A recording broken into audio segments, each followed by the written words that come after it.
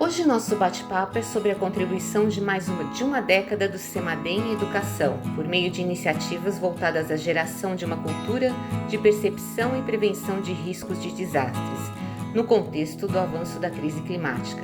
O programa é mantido pelo Centro Nacional de Monitoramento e Alertas de Desastres Naturais, que é uma instituição de pesquisa vinculada ao Ministério da Ciência, Tecnologia e Inovação.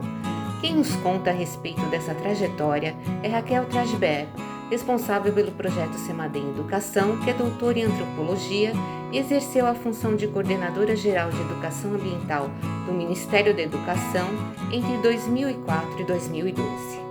Raquel, obrigada pela participação no programa Eu, Nós e o Nosso Meio Ambiente WebDoc, que a gente vai tratar da educação socioambiental. Mais especificamente, de uma década, né, da educação socioambiental no Semadem. Aí eu gostaria que você contasse para a gente um pouquinho dessa história, né, e quais são as prioridades, né, os caminhos, né, que foram seguindo durante esses anos. É um prazer estar conversando com você, especialmente com essa pergunta provocadora, mas inteligente, que é bom trabalhar com isso, né?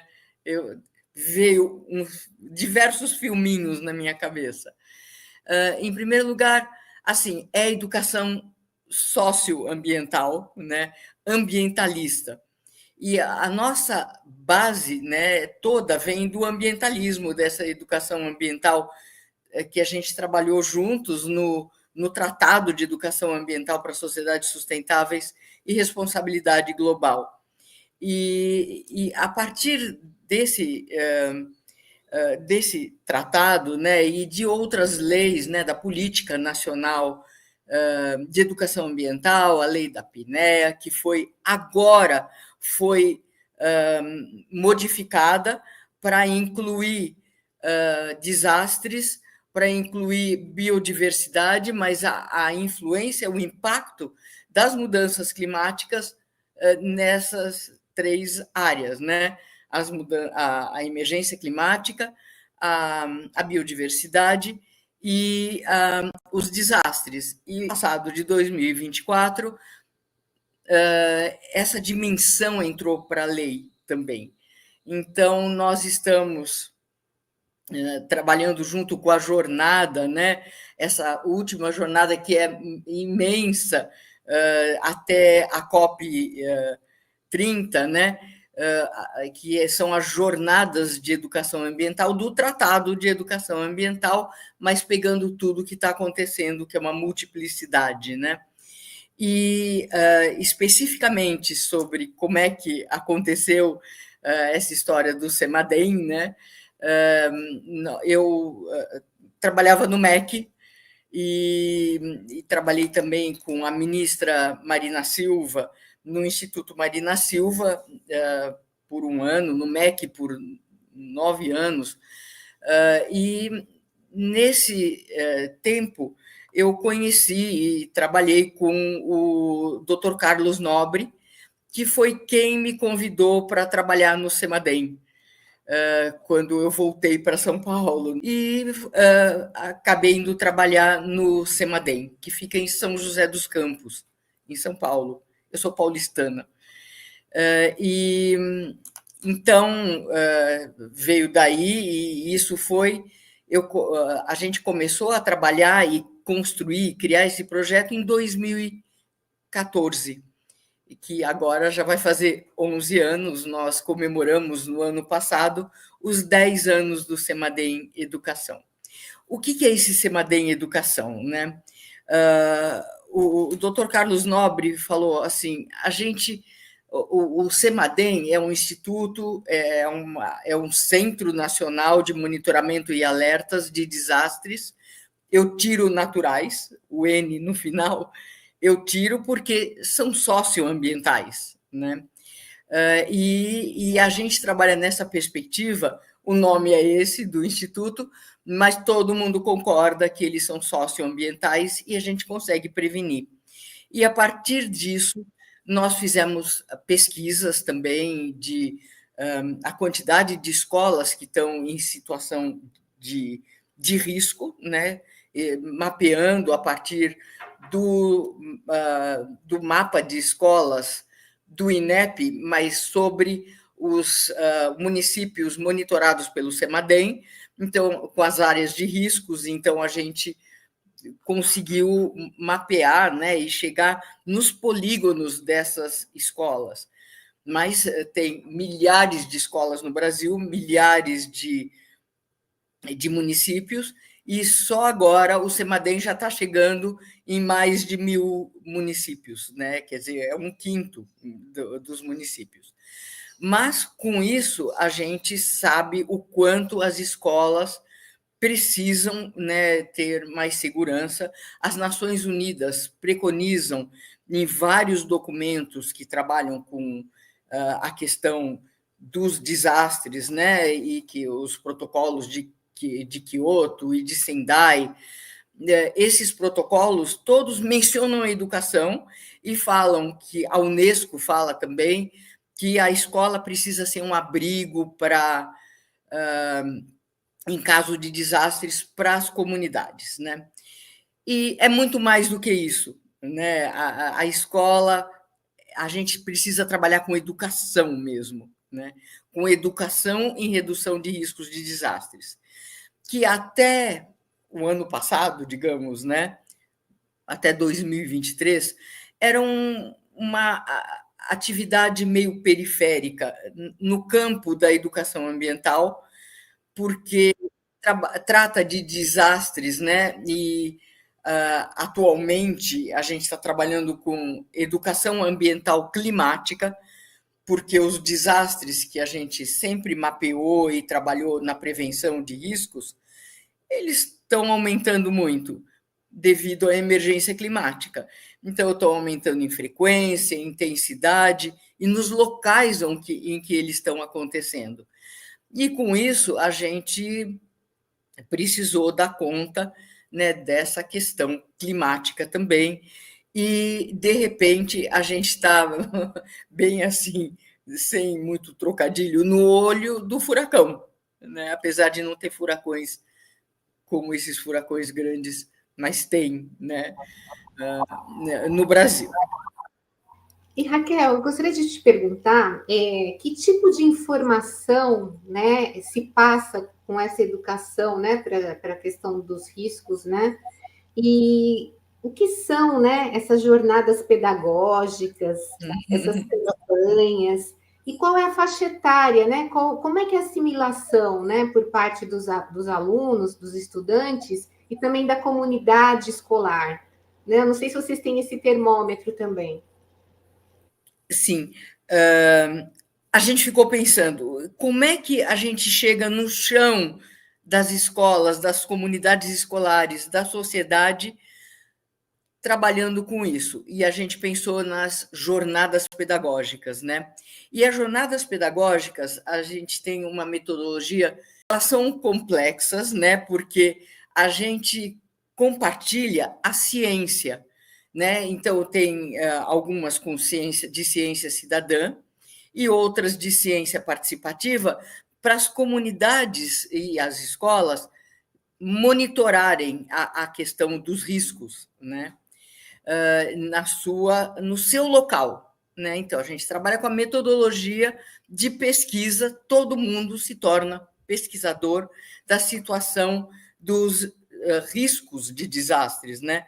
Não dos desastres. E a gente só pode trabalhar com os riscos, né? A gente não consegue prevenir os desastres, mas a gente consegue se proteger a comunidade a partir do conhecimento desses riscos. E, com isso, as jornadas pedagógicas, elas fazem esse mapeamento de cada local. As pessoas se tornam pesquisadoras, né? Os estudantes, as professoras, a própria comunidade, quem trabalha na escola, elas se transformam em um CEMADEM, que a gente brinca com isso, um CEMADEM microlocal, que é uma instituição que está relacionada com a gente, que faz pesquisa de ciência mesmo, e que conversa com a comunidade e faz monitoramento e alertas dos desastres. E a gente acabou descobrindo, né, que as nossas jornadas elas podem salvar vidas, porque as pessoas conhecendo os riscos e conhecendo o seu local e podendo mobilizar a comunidade a melhorar o seu entorno, e aí a gente tem a relação com as comunidades, né, com uma dimensão que vem muito do que a gente trabalhava no MEC, que é a convidação. No MEC era a convida, né, nas escolas de ensino fundamental. A convidação, a gente trabalha mais com ensino médio, porque as pesquisas são mais ciência, né? Apesar de que muitos e muitas professoras trabalham com as jornadas pedagógicas em todos os níveis de ensino. Por isso, as próprias jornadas elas têm 3 níveis de, de aprofundamento dessas pesquisas locais. Um que é uma sementinha, em que se pesquisa, por exemplo, como é que se dão os instrumentos de monitoramento, os pluviômetros que tem no seu local, na sua região. Depois, e aí a gente constrói pluviômetros de garrafa PET e coloca na casa das pessoas para monitorarem. É tudo mãos na massa. E nós temos um aplicativo móvel que se chama Dados à Prova d'Água e que contribui para esse monitoramento, porque quando as pessoas monitoram cientificamente todos os dias, no mesmo horário, às 7 horas da manhã, compartilham esses dados, pronto, conosco e com as defesas civis e com as outras escolas, nós estamos compartilhando e construindo dados, né, que todos podem se apropriar e comparar uma escola com a outra, um local com o outro, uma cidade com a outra. E com isso ajuda também o Ministério de Ciência e Tecnologia, né, o CEMADEM, a monitorar essas áreas que são cinzas para os radares meteorológicos, para os pluviômetros automáticos que ficam mandando dados, mas eu já vi um caso de um pluviômetro automático que um passarinho fez ninho dentro do pluviômetro, então ele não andava mais, e é muito difícil a manutenção, enquanto as pessoas monitorando, elas podem mandar esses dados e podem salvar vidas, como aconteceu num projeto que a gente fez em Jaboatão dos Guararapes, né, na região metropolitana do Recife, em Pernambuco. Durante um grande desastre, os jovens conseguiram ver no pluviômetro, compartilhar no aplicativo, e foi para o dashboard, porque é esse painel de controle que a gente faz os estudos, e dizerem que 6 dias antes que estava subindo o nível das chuvas e que os pluviômetros estavam muito cheios, e eles tiraram as pessoas daqueles 2 bairros, né, em que eles moravam, e não morreu ninguém, enquanto que nos outros bairros morreu gente. Metade dos mortos dessa região foi em Jaboatão dos Guararapes, exceto nesses 2 bairros, né, que os jovens salvaram as vidas. E tem outras vidas salvas em outros locais, né, em Cubatão, São Paulo, Santos, em que os jovens viram os sinais de deslizamento de encostas, e tem uma jornada pedagógica que se chama A Terra Desliza, e eles avisaram a família que ficava no outro morro que ia desmoronar, que estava chovendo muito. Eles saíram da casa e aquela casa caiu no desastre. Enfim, nós estamos trabalhando em muitos lugares, né?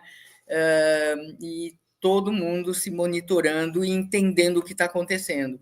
Outras jornadas pedagógicas são de história oral, em que se pergunta para a comunidade, né, para as pessoas mais velhas, como elas lidavam com aquele local. Mudou com essa mudança climática, o que está mudando?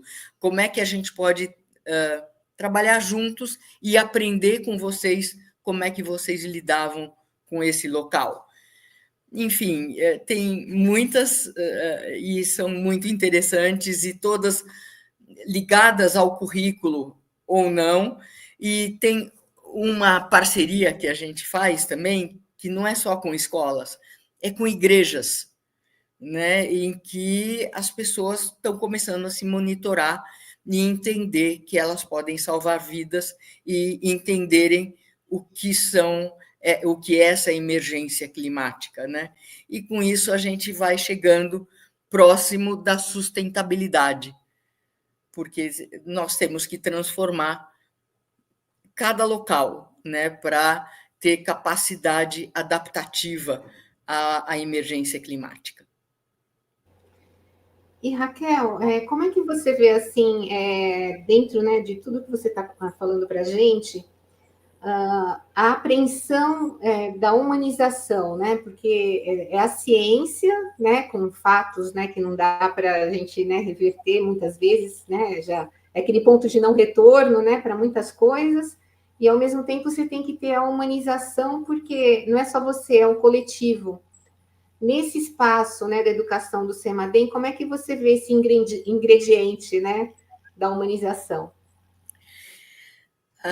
A gente tem um conceito que deriva dessas pesquisas, né, que é o sentimento de pertencimento àquele local, de poder transformar, né, na direção da sustentabilidade e da resiliência. Então, essa dimensão, a partir do conhecimento, juntando com os conhecimentos tradicionais, locais, né, de outros povos, né, dos povos originários, dos quilombolas, de todos esses povos, né, que, juntando com a questão da ciência, que a gente não pode tirar fora, porque a ciência é que está também trazendo esses dados, né? Mas essa combinação entre a ciência e esses conhecimentos tradicionais, originários, é que junta e se torna em saberes. E esses saberes são transformadores em cada local. Então, tem um pessoal de uma organização não governamental que trabalha em São Sebastião, aqui onde teve aquele desastre no litoral de São Paulo, e que está trabalhando muito com as jornadas pedagógicas, né? Ele se chama Instituto Conservação Costeira, ICC.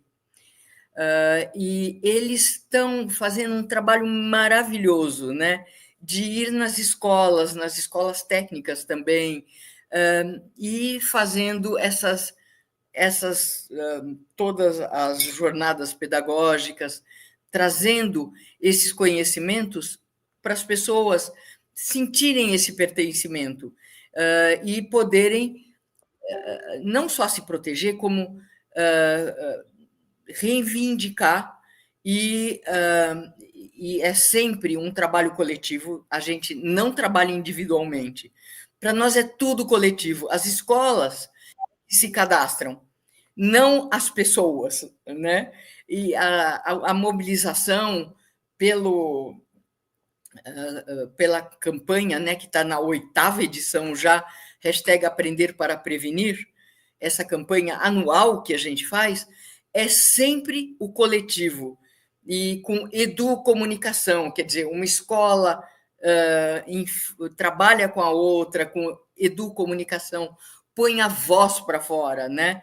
E assim a gente vai construindo essa rede de proteção no Brasil. Já pensou? Se todas as escolas tiverem de mãos dadas, e as igrejas, agora que a gente está trabalhando com uma iniciativa das Nações Unidas, que se chama Iniciativa Interreligiosa pelas Florestas Tropicais, é uma iniciativa fantástica, né? Que está trazendo para o diálogo conosco igrejas de todas as denominações. E a partir de qual idade, né, a gente está chegando nos momentos finais, a assimilação para esse tipo de educação? Como é que a gente pode dizer assim, de uma forma geral, né? A partir de qual idade? E também, outra coisa que eu gostaria de saber é com relação, por exemplo, ao ensino não formal e informal, né? Como é que essas outras áreas também podem receber, né, esse conhecimento? Em primeiro lugar, com relação a escolas, né, que é o ensino formal, e que a gente privilegia, né, trabalhar com o ensino médio e com os 2 anos finais do ensino fundamental, Fund 2, né, que são jovens mais que entendem melhor a questão científica e que podem sair da escola e pesquisar pelo ECA, né? Você tem que ter mais de 16 anos, os grupos pesquisarem o seu local, as redondezas, fazerem entrevistas e tal, é melhor que sejam mais velhos. Mas muitos professores estão trabalhando com outras faixas etárias. A gente vê que tem dificuldade, mas tem uma história muito bonitinha, a criança do Fundamental 1, que fez a professora, e a gente sempre trabalha com os professores e os estudantes juntos, né? A criança, né, uma menininha, chegou para a professora e falou assim: professora, eu quero trazer o meu pai aqui, porque ele não acredita que eu sou cientista, né? E que eu estou fazendo pesquisa. Isso é muito legal, e é uma criança pequena que fez um pluviômetro, que está monitorando, mas tem umas partes mais duras, né, da ciência, acompanhar o movimento da chuva, entender a questão do risco, que tem toda uma equação disso, é mais complexo, mas as professoras adaptam. De pré-escola fazem isso, né? Fazem desenhos do pluviômetro, algumas coisas assim. E com isso, elas estão entendendo essa questão dos desastres. Sucena, nós não tivemos nada disso nas escolas, quando a gente estudava, nada. Eu nem sabia o que era pluviômetro, né? Até começar a trabalhar com isso. E os jovens falam do pluviômetro e falam de milímetros de chuva, e sabem direitinho que 10 milímetros de chuva no pluviômetro significa 10 litros de chuva por metro quadrado, por exemplo, de solo. Sabem tudo isso. E se é permeável ou impermeável o solo, as crianças estão sabendo disso. E elas se preocupam, e aí, na convidação, elas podem discutir e trazer a Defesa Civil, trazer ONGs para fazer ações transformadoras no seu local. Às vezes, até ações estruturais, né? E não estruturantes, como é a educação só. Enfim, tem muito, muito o que fazer, e é incrível como as pessoas começam a ver o mundo de outra forma. Estamos em uma emergência climática, como diz o Bruno Latour, né? Estamos num novo regime climático, não é uma crise. E a gente está dentro desse novo regime climático, e nós temos que pensar na educação nesse novo regime climático, mas com todo o embasamento humanista, crítico, participativo e emancipatório da educação ambiental.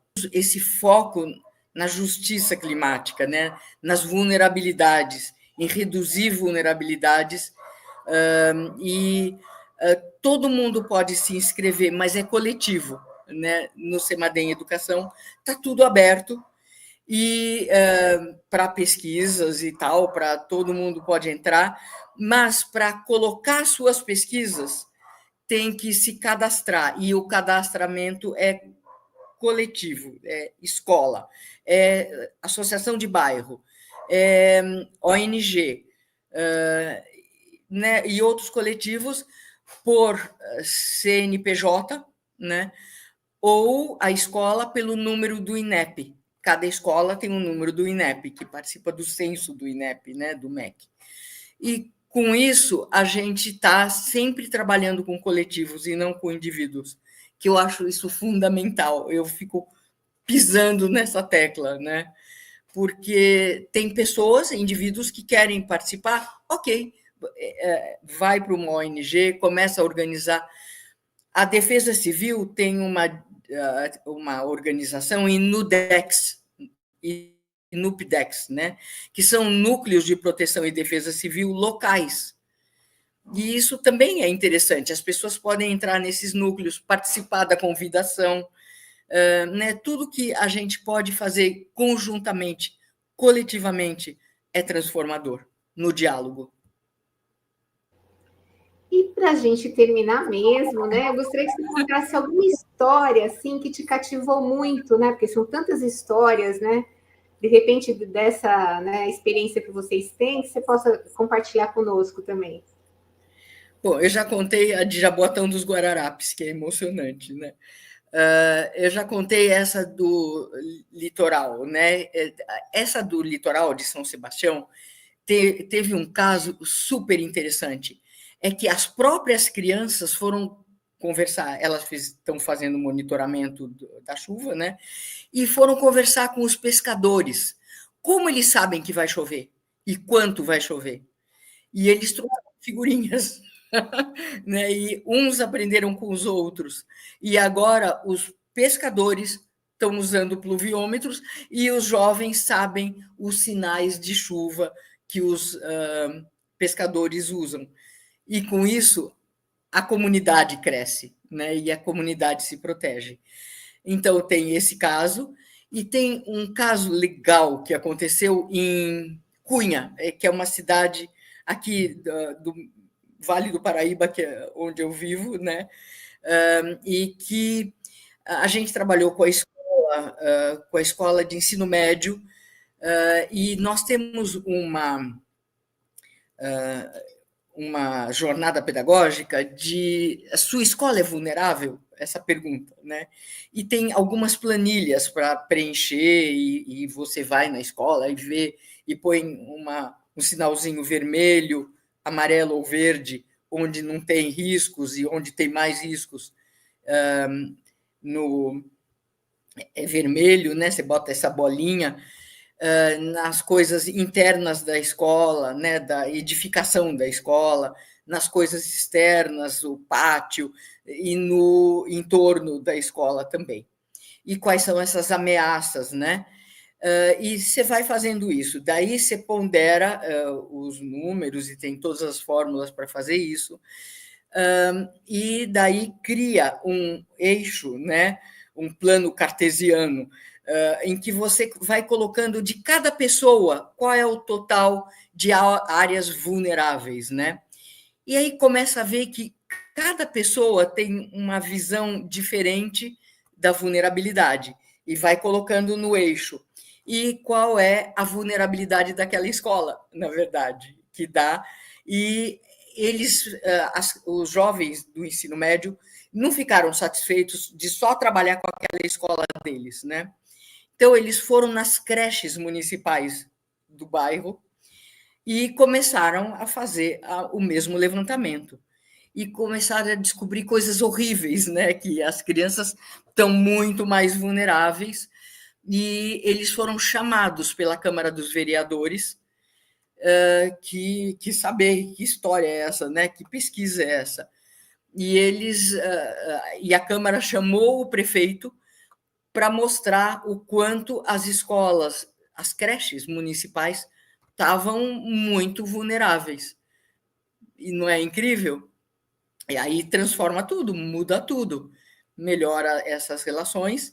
E eles fizeram também a cartografia social, que você cria um plano de um roteiro de fuga, né? Mas os jovens de ensino médio, eles podem mapear onde são as creches, onde estão as pessoas idosas, onde estão as pessoas com deficiências, e em todo o seu bairro, né? E eles fazem esse plano mostrando todos esses espaços com cartografia social. E esse pessoal de Cunha fez isso na zona rural. Imagina, e foi conversar com os sitiantes. Né? É fantástico, e é uma criatividade, assim, a gente dá as metodologias, mas as pessoas ampliam muito mais. Bom, Raquel, você deu uma aula aqui para a gente, né? Fazendo assim uma certa trajetória, né, das jornadas pedagógicas que vão para bacias hidrográficas, cartografia social, se a escola é vulnerável, né? Esse olhar assim, né, para o coletivo e vai muito além, né? Porque eles se preocupam, né, com o entorno, né, com a comunidade, né? Isso é muito interessante, né? E eu gostaria também de saber, para a gente terminar mesmo, né? Quais são os próximos passos, né? A gente tem uma década, né, do Semadem Educação. Tem alguma novidade à frente? O que tem aí para a gente poder dar um spoiler, né? Para contar também para a gente. Eu não sei se eu posso dar esse spoiler, mas eu vou dar. Nós estamos com muitos planos, né? Porque a gente se fortaleceu, né? Conceitualmente, nas práticas, né? Até agora. Mas está na hora da gente conseguir chegar, como diz o Marco Sorrentino, né?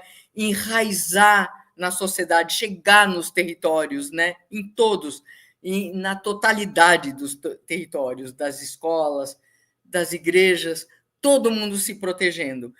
E para fazer isso, nós estamos com um grande projeto em busca de recursos, né? Mas estamos trabalhando nisso, que se chama TEAR, Territórios de Alto Risco. TEAR, né? Territórios de Alto Risco, a educação ambiental e em redução de riscos de desastres no novo regime climático. É super avançado.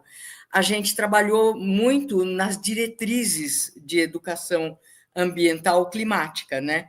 Junto com o FUNBE, com a USP, a Thais Brianesi, né? E o FUNBE, a Semiramis Biasoli, e com recursos do ICS, né? Do Instituto Clima e Sociedade. E a gente atira assim para muitos lados. Fizemos pesquisas e consulta pública para as diretrizes de educação ambiental climática, sempre o ambiental, né, esse socioambiental que está embutido. E nós estamos com muitas parcerias agora também. O doutor Carlos Nobre criou uma cátedra de emergência climática e sustentabilidade no Instituto de Estudos Avançados da Universidade de São Paulo. Nós estamos junto, que uma das áreas, né, são duas, na verdade, ela é o Semadem Educação, que ele preza muito a educação, então tem essa área que é mais de pesquisa e tal, e tem também uma parceria que nós estamos fazendo com o Ministério das Cidades, com os territórios periféricos, né?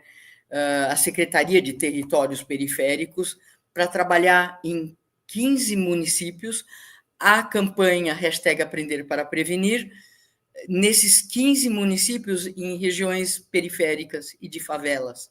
E com isso a gente vai trabalhar com a educação digital, né, que a gente fez, tem 3 cursos de educação à distância que nós vamos aplicar e vai chegar na campanha. A campanha vai ser aberta para o país, né? Mas nós já vamos fazer essas formações com um curso que está saindo do forno quentinho, nesse calor, né? Acho que talvez ele está saindo do freezer para todo mundo. E é isso, muitas parcerias, muito trabalho conjunto e assim, desovando realmente toda essa experiência construída ao longo dos anos. Bom, Raquel, muito obrigada. E se quiser fazer as considerações finais, fique à vontade. Não, eu quero te agradecer pela oportunidade e pelas perguntas que me fazem viajar, né, e contar tudo para vocês. Obrigada, Sena, pelo convite. E um abraço para todo mundo que estiver me ouvindo. A gente quer trabalhar junto com vocês.